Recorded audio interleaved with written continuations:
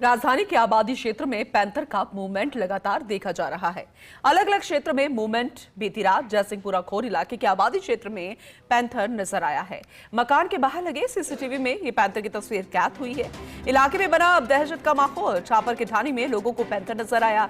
पहले भी कई बार इलाके में देखा जा चुका है पैंथर का मूवमेंट, और एक बार फिर से इस तरह की जानकारी मिली है तो जो आबादी क्षेत्र है वहां पर डर का माहौल है। बार बार इस तरह की घटनाएं बढ़ रही हैं।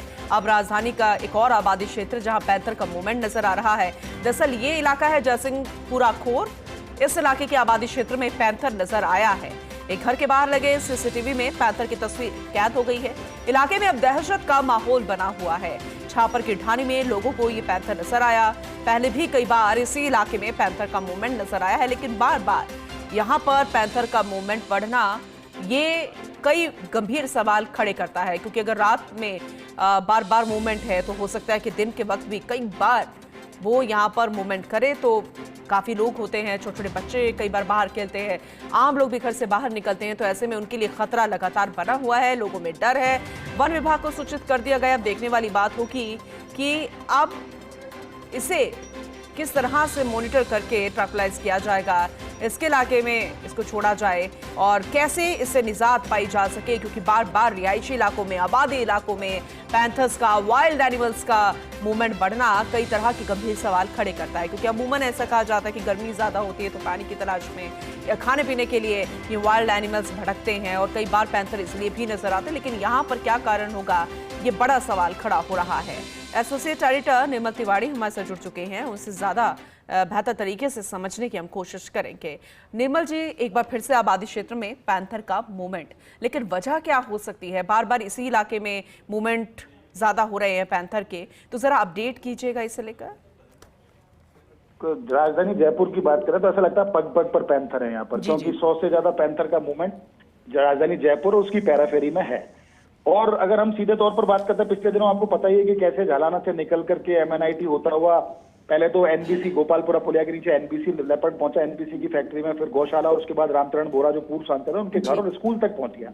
वहां पर एक मूवमेंट बना हुआ है। जयसिंहपुरा में लगातार मूवमेंट बना हुआ है। पिछले दिनों भी हमने खबर प्रसारित की थी कि जयसिंहपुरा में उसने गौवंश के ऊपर हमला किया और 2 गौवंश जो थे उनको पैंथर ने मार दिया था। उसके बाद चौकसी भी बढ़ाई थी। लेकिन जो अभी लेटेस्ट हम दिखाने की कोशिश कर रहे हैं, ये छापर की ढाणी है जयसिंहपुरा खोर क्षेत्र में, जो कि जंगलात क्षेत्र से लगता हुआ क्षेत्र है। छापर की ढाणी में यहाँ पर एक मकान के CCTV में ये पैंथर का मूवमेंट दिखाई दिया। वो सड़क को क्रॉस करता हुआ सामने की तरफ भाग रहा है और जिस तरह का उसका शारीरिक बनावट दिखाई दे रही है उससे ऐसा लगता है कि फीमेल पैंथर है।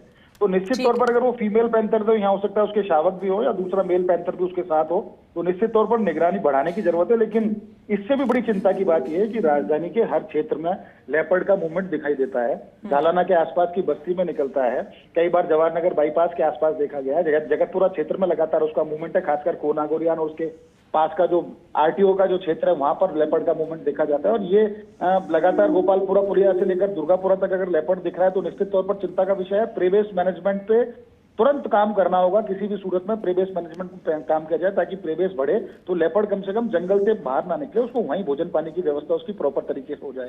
साथ ही साथ नई तकनीक से AI का आप इस्तेमाल कर सकते हैं, ड्रोन का इस्तेमाल कर सकते हैं। कहीं ना कहीं जो जंगलात से लगते हुए जो क्षेत्र है, रिहायशी बस्ती है, उनमें निगरानी बढ़ाने की जरूरत है। और उसके साथ साथ जो रेस्क्यू टीम है, क्योंकि रेस्क्यू टीम संसाधन विहीन है, ऐसा लगता है नखदंत नहीं है उसके, और उसको रेस्क्यू टीम के तौर पर दे भी रखा है। रेस्क्यू रेंजर का भी यहाँ पदस्थापन कर रखा है। लेकिन चूंकि संसाधन नहीं है तो उनके पास बहुत सेफ्टी संसाधन न होने से रेस्क्यू करने में बड़ी दिक्कत आती है। तो निश्चित तौर पर उनको संसाधन भी मुहैया कराने हैं और साथ साथ एक डेडिकेटेड रेस्क्यू टीम का भी गठन करना होगा जो 24 घंटे इस बात के लिए तैयार रहे कि कभी भी लेपर्ड या दूसरी वाइल्ड लाइफ का मूवमेंट होता है तो कम से कम उसको जाकर के रेस्क्यू किया जा सके। फिलहाल डॉक्टर अरविंद माथुर भी चूंकि टूर पे है, वो कश्मीर जो ब्लैक बियर है उसका जोड़ा लेने गए हैं, तो यहाँ पर डॉक्टर अशोक तंवर के ऊपर दोहरी जिम्मेदारी है कि एक तो दुर्गापुरा से लेकर और जो गोपालपुरा वाला जो क्षेत्र है जहां मूवमेंट है उसको भी देखें, साथ साथ अब जयसिंहपुरा के आसपास का मूवमेंट है उस पर भी नजर रखनी होगी। तो निश्चित तौर पर एक चिंता का विषय जरूर है। लेकिन अच्छी बात यह भी है, रात की बात की, इस पैंथर ने किसी को नुकसान नहीं पहुंचाया। लेकिन पैंथर का CCTV में आना वहां के स्थानीय लोगों में दहशत जरूर बढ़ा गया है, क्योंकि रिहायशी बस्ती है, मवेशी भी वहां पर है, रात दिन बच्चों का या बुजुर्गों का उनका मूवमेंट भी रहता है। ऐसे में कभी भी पैंथर से अगर एनकाउंटर उनका होता है तो निश्चित तौर पर पैंथर को भी नुकसान हो सकता है और वहां जो इंसान रहते हैं उनको भी नुकसान हो सकता है। तो चौकसी बढ़ाने की जरूरत है। और इस पूरे मामले में जो DCF वाइल्ड लाइफ है जयपुर के, उनकी तरफ से भी निर्देश दिए गए कि लगातार जिन जिन क्षेत्रों में पैंथर का मूवमेंट है वहां पर चौकसी बढ़ाई जाए। साथ साथ साथ एसीएफ का, खुद डीसीएफ विजयपाल सिंह का, एसीएफ देवेंद्र सिंह राठौड़ का और जितेंद्र सिंह शेखावत जो प्रादेशिक रेंज के रेंजर हैं, उनके मोबाइल नंबर भी पब्लिक को दिए गए हैं ताकि कहीं भी ऐसा मूवमेंट दिखे तो उनको सूचना दी जा सके ताकि तुरंत रेस्क्यू किया जा सके।